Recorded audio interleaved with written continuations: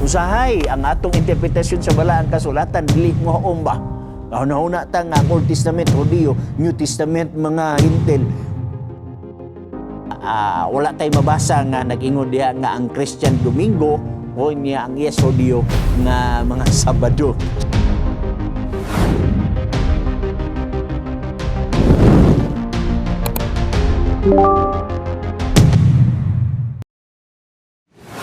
Mato pa niya dinhi 0905-7430481 sayop nga pagpanudlo sa mga Sabadista bahin sa adlong igpapahulay mausab kuno ang adlong ipagpahulay sa mga Kristohanon. Katin-awan atong hinumduman ang Biblia dunay duha ka kasabutan, daang tugon ug bag-ong tugon. Ang daang tugon gihimo alang sa mga Hudiyo, walay labot ang dili Hudiyo. Anya na siya close and open parenthesis ceremonial law. Diha sa Salmo 147 bersikulo 19 ngadto 20 gihatag niya ang iyang mensahe ngadto sa iyang katawhan, iyang mga balaod ug ang iyang pahimatngon ngadto sa Israel, wala kini niya buhatag ngadto sa ubang mga nasod. Sa Colosas 2:13 si Pablo miingon, og kay dili man kamo mga Hudiyo busa wala masakop sa balaod ang bag-ong tugon alang sa tanan tao sa tibok nga kalibutan. Please explain from the Bible, Pastor. So nangitap gyud from the Bible. Okay man na, explain man ta from the Bible, pero ang problema kung ang pangutana wala sa Bible. Ni Aigson, kini mong gingon dinhi nga ang Biblia dunay duha ka kasabutan, daang tugon ug bag-ong tugon.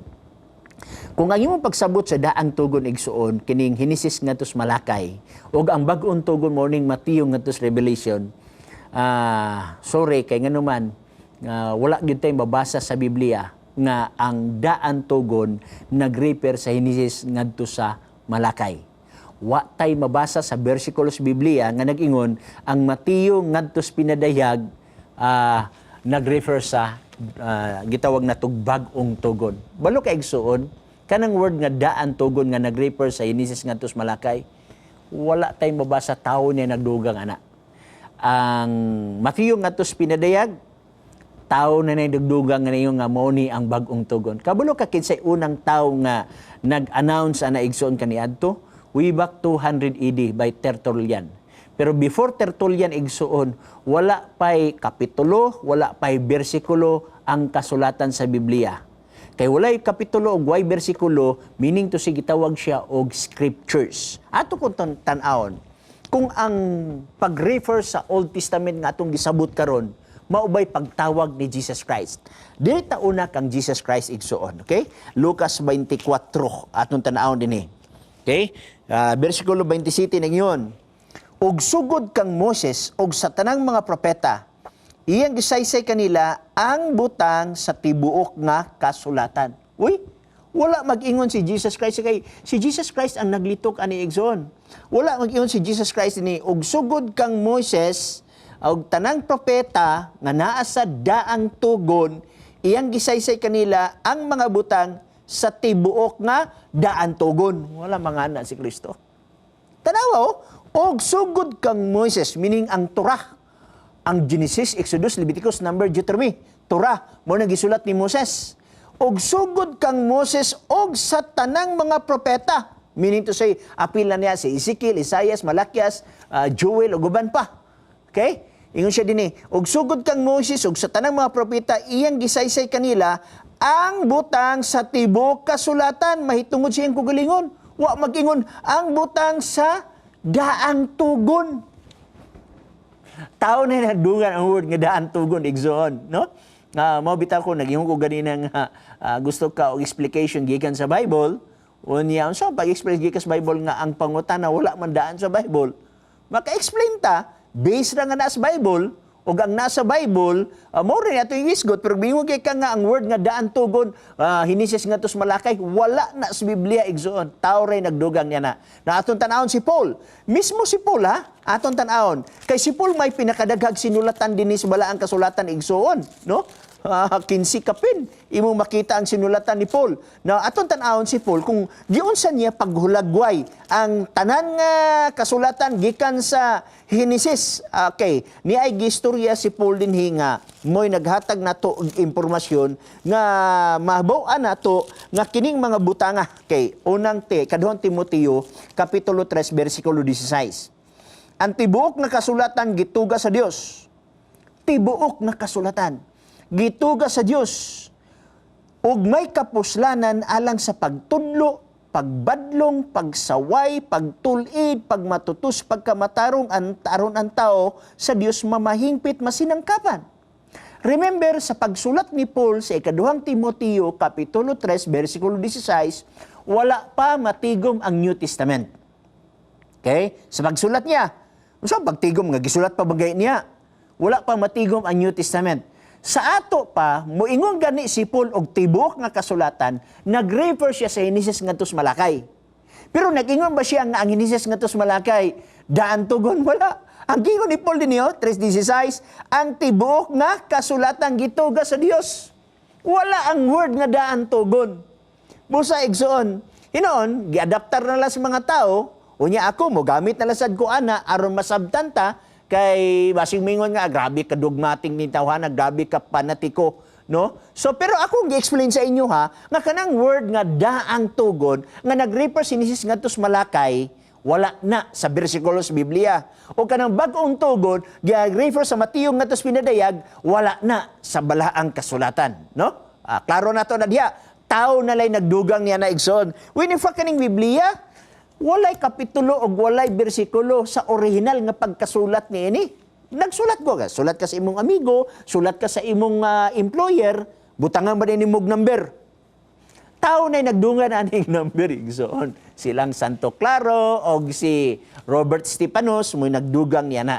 Busa daghang gidugang din igsoon. Anyway, aron sayon man sa ng paglukit, muna nga okay rasad nga naay mga number diri. Okay? So kani imong gingon dinhi nga atong hinumduman ang Biblia dunay duha ka kasabutan, daang tugon ug bag-ong tugon. Sayop na siya nga ideya. Pero naay daang tugon igsoon nga dili refer sa Genesis ngadto sa gitawag Malakay. Unya mayong kag New Testament o bag-ong tugon dili refer gikan sa Mateo ngadto sa pinadayag. Ang word magod nga daan tugon igsoon, natkuin na siya especially dito sa Exodus kapitulo 19, bersikulo 5, bersikulo 6, bersikulo 7, bersikulo 8, di na lang ako basahon, kamo na lang basa, ang Dios nakigistorya ni Moses o gusto siya makighimo og kasabutan or tugon. Okay? Unya minaog si Moses, gisulti ni Moses ngadto sa katawhan og miingon ang mga katawhan, ang tanang gisulti ni Jehova kanamo among tumanon. So natukod ang tugon mo na gitawag nato og daan tugon. Og ang daang tugon igsoon gipalig-on pinaagi sa dugo sa karnero. Mabasa nimo na Exodus kapitulo 24, bersikulo 5, bersikulo 6, bersikulo 7, bersikulo 8, di na lang nato basahon, kamo na lay basa diha, isulat na lang sa inyong ballpen, tapos sa programa basa pagbalik.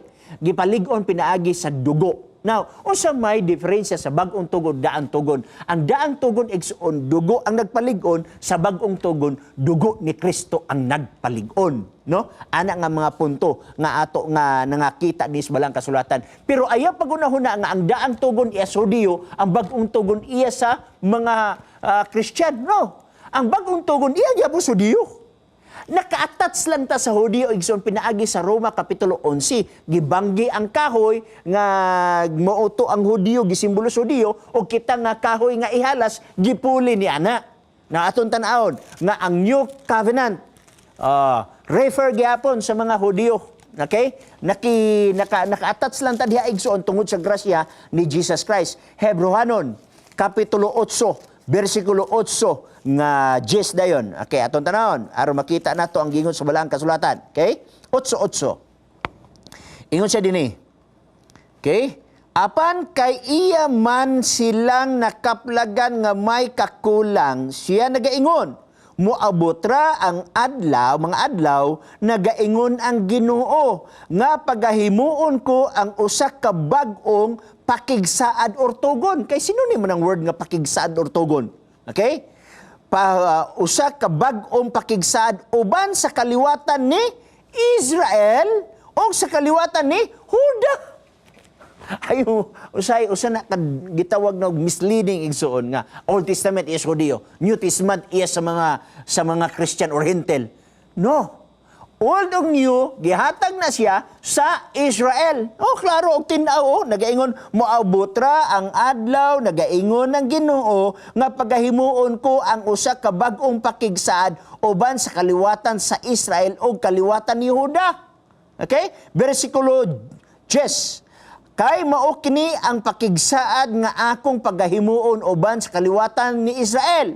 Tapos niya itong mga adlaw, nagaingon ang Ginoo, ibutang ko ang akong sugo sulod sa ilang salabutan o isulat ko kini diha sa ilang kasing-kasing. Wa mag-ingon ang bersikulo, ibutang ko ang akong bag-ong sugo sa ilang salabutan o isulat ko ang bag-ong sugo sa ilang kasing-kasing. Wala ang word nga bag-o nini. Maura gihapon nga sugo sa daan tugon, ang napulo ka sugo gisulat sa bato. Exodus 31:18. Pero sa bag-ong tugon, ang sugo wala na sa bato, gibutang na sa kasing-kasing o gibutang sa salabutan didto gihapon gihatag sa Israel. So ginlan ko kamo mga pinangga nga naminaw karon, walay ato nini ba? Hinesis ngadtos pinadayag, tanan author nini mga Hudiyo except Luke. Naay mga ubang theologian mingon nga si Luke dili kuno na siya Hudiyo. Okay, granted mo na yung pero imagine nimo, tanang utor sa balaang kasulatan mga Hudiyo. Nga mingon ta lugar nga wala na ng Hudiyo. Atong tanaw nang gingon sa balaang kasulatan. Roma kapitulo 3 bersikulo 1, no? Mo na nga kita mo bantay tagsugo gikan na sa Hudiyo. Ay pagunahuna nga dili na sa Hudiyo, no? Hinon gikan na sa Ginoo unya ang Hudiyo mo'y nahimong pinayalan. 3:1 og 2. Nanon sa may di ay bintaha sa pagkahudiyo, unsa may kapuslanan sa sirkunsisyon. 2. Daghan bisan asa ipaagi. Una sa tanan, ngadtos mga Hudiyo, gipiyal ang pulong sa Dios. Asa gipiyal? Sa Hudiyo. Kisa nagpiyal ang Dios. Asa gipiyal? Ngadtos mga Hudiyo. Sa dihang wala dawata sa Hudiyo, ang mga apostoles na ngadto sa Hintil mo na nakatagamtamta sa kaluwasan ini. Buhat 13, versikulo 46. Og si Pablo og si Bernabe, sa walay ko kahadlok miingon, kinahanglan gayud ang pulong sa Dios, anha igauna pagmantala kaninyo. Ang pulong sa Dios una igamantala sa mga Hudiyo. Meaning, Word of God, meaning ang Biblia. Apan kay inyo man kining gisalikway og inyong gihukman ang inyong kogalingon nga dili takos sa kinabuhing dayon, tanawa kami nangadto sa Hintil. Mo na nga nakatagamtamta. Unya sa pag-adto sa Hintil egsoon, kita gipuli sa gibanggi, no? Gibanggi kisa man gibanggi ang mga Hudiyo. Atong tanawon, Roma kapitulo 3, okay? Versikulo 17. Apan kung ang pipila ka mga sanga gipamutol og ikaw nga salingsing sa ulibo nga ihalas, gisumpay lamang diha sa ilang dapit aron makaambit sa kabandahianon sa kahoyng olibo. Nan ayaw pagpasigarbo ang mga sanga kung magpasigarbo man gayud ikaw, hinumdumi nga dili baya ikaw mao ang nagsapnay sa puluan, hinunua ang punuan mao ang nagsapnay kanimo. Graph na tayo igsoon. Unya ato na pang-awayon nato na ang mga Hudiyo. Ang 12 apostoles, mga Hudiyo na. Si Kristo, mga Hudiyo na. Naalay mga Hudiyo nga wala mo dawat kang Kristo, ingon nga Dios. Okay? Naasay mga Hudiyo nga nagdawat kang Kristo nga Dios. Romanyo 5, ingon si Pablo, Dios si Kristo. Si Juan usab, unang Juan 5:20, Dios si Kristo. Juan 1:1 ngadto sa 3, laktod sa 14, si Kristo usab Dios. Imo makita nga daghantang mga bersikulo basa dinhi nga si Kristo Dios. So ang apostoles nagtuo nga din si Kristo Dios. Mao man gani nga pag-abot ni Jesus Christ, namatay si Christ, wala na ng Hudiyo, wala na ng Grisyanon, wala na ng ulipon, wala na ng lalaki, wala ng babae. Galacia kapitulo 3 bersikulo 28-29 nagingon, Okay? Walay Hudiyo ni Grisyanon, walay ulipo ni gawas, walay lalaki ni babae, kay kamong tanan usa diha kang Kristo. Mao na akong ignombitan ni Igsoon. Usahay ang atong interpretasyon sa balaang kasulatan dili mo haomba. Nauna ta nga ang Old Testament Hudiyo, New Testament mga Hintil. Hudiyo gyapon na Igsoon, pero naapil na taniya na kay gisumpay man kita. Roma Kapitulo 11. So kanimong giingon ninhi no? Sunod imong gikutlo ang Salmo 147 bersikulo 19 ngadto sa 20. Mato pa nimo diha sa Salmo 147 19 ngadto sa 20 gihatag niya ang iyang mensahe ngadto sa iyang katawhan, iyang mga balaod, ang iyang pahimatngon ngadto sa Israel, wala kini niya buhata ngadto sa ubang nasod. Atong basahon Igsoon. Tinuod man ni, mabitaw nga diha sa Hudyo gitugyan ang pulong kay wala buhatan ngadto sa mga nasod, pero natay eksplikasyon yan na. Mao ni ang giignon nimo sa Salmo 147 bersikulo 19. Gipakita niya ang iyang pulong kang Jacob, correct. Ang iyang kabalaoran ug ang iyang tulumanon kang Israel, correct. Wala niya buhata ang ingon ni ini sa bisan unsa nga nasod, correct gihapon. Wala man tay sugo. Wala tayo mabasa din nga ang Kristiyan gitagaag sugo. Ang naas bala ang kasulatan Igsoon nga nadawat sa apostoles, mauna ang atong gisunod. Unya ang apostoles, mga Hudiyo. Nakaron, tinuod ni siya nga gihatag sa Hudiyo, pero buot masabton kay naa sa Hudiyo, di na tamo bantay, tanan nga mga strangers, tanan nga mga gitawag na ulipon kanhi Igsoon mo bantay sa mao nga sugo. Atong basahon, Numeros Kapitulo 15, 15 nga tos 16, bisan man tuod ang mga Israelhanon kaniadto mo'y gitagaag sugo, pero kung naay dili Israelhanon nga maapil didto sa grupo sa mga Israel, kinahanglan siya mobantay. Tanaw na to, Numeros 15, 15 o 16. Alang sa katilingban adunay usa lamang kabalaod, alang kaninyo og alang sa dumuloong. Kanang word nga dumuloong, morning mga tao nga dili mga Hudiyo nga nagapuyo uban kaninyo, usa ka balaod nga walay katapusan ngadto sa inyong kaliwatan, ingon kaninyo mauman usab ang usa ka lumalangyaw sa atubangan niyo ba. Lumalangyaw gikan sa Hebrew word nga gerger, no? Meaning to say foreigner. Okay. Usa ka kasuguan og usa ka tulumanon alang kaninyo og alang sa dumuloong nga nagpuyo ninyo. Muna nga, ayaw pagunahuna. Yes, tinod. Gihatag ang pulong. Gihatag ang sugo sa mga Hudiyo. Pero kita nga musulod niya na nga kaluwasan. Pinaagi niya ng mga butang nga mubantay ta. No? Mabitaw nga giingon sa balang kasulatan nga unsa may bintaha sa pagka-Hudiyo. Unas tanan, ang pulong gihatag ngadto kanila. O niya, mismo niya na Igsoon, kung pananglitan, ang stranger kaniadto, nga dumuloon kaniadto, makumberter, no? Makumberter, mahimo siyang Hudiyo. Ato nang mabasa Igsoon, sa gitawag nato og libro usab ni Esther. Kaya kaning libro ni Esther Igsoon, nagpahayag sa ni og mga butang nga nag-eksplikar mahitungod nining mga butang nga mismo ang mga dumuloong basta mo bantay lang sila sa adlaw pagpahulay og sa mga kasuguan o niya makumberter sila sa mga gitawag nato og mga Hudiyo, mahimo siyang usa ka Israel usab. Esther 8:17 aton tanahon, okay? Esther kapitulo 8 bersikulo 17. Og sa tagsa-tagsa ka lalawigan, og sa tagsa-tagsa ka syudad, bisan diin ang sugo sa hari, og ang iyang pahibalo, ang mga Hudiyong may kalipay og may kasadya, usa ka kumbira og usa ka maayo nga adlaw, og daghan sa mga katawhan sa yuta, nga nahimong mga Hudiyo, kay ang kahadlok sa mga Hudiyo diha kanila. Nangahimong Hudiyo. Kita usab Igsoon matawag og Israelhanon nga espirituhanon. Dili sa unod apan sa espiritu.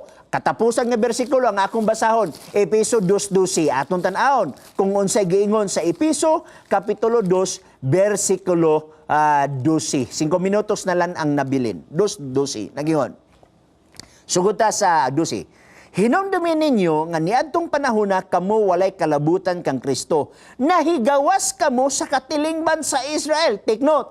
nahigawas kamo sa tilingban sa Israel ug mga dumuluong sa pakigsaad mahitungod sa saad sa Dios ug dinhi sa kalibutan kamo mga walay kalauman ug walay mga Dios. Apan karon pinaagi kang Kristo Jesus, kamo nga kaniadto nahilayo gikan nahilayo karon gipakaduol na pinaagi sa dugo ni Kristo. Layo biatas katilingban sa Israel kaniadto. Karon na duol kita pinaagi sa dugo ni Kristo. So gitawag kita og spiritual na Israel. Mao man gani igsoon kung may lugar ta nga sa balaang kasulatan, mga Hudiyo biya nagsulat ani tanan. No walay usang nga dili Hudiyo gawas anang giingon sa ubang theologian nga gawas kang Lucas, no? So tan-awa mo bitaw nga wala tay mabasa nga nag-ingon diha nga ang Christian Domingo o niya ang yes Hudiyo nga mga Sabado. So salamat nga na igsoon niya kani imong gipakapin dinhi niya sa Colosas 2:13 si Pablo miingon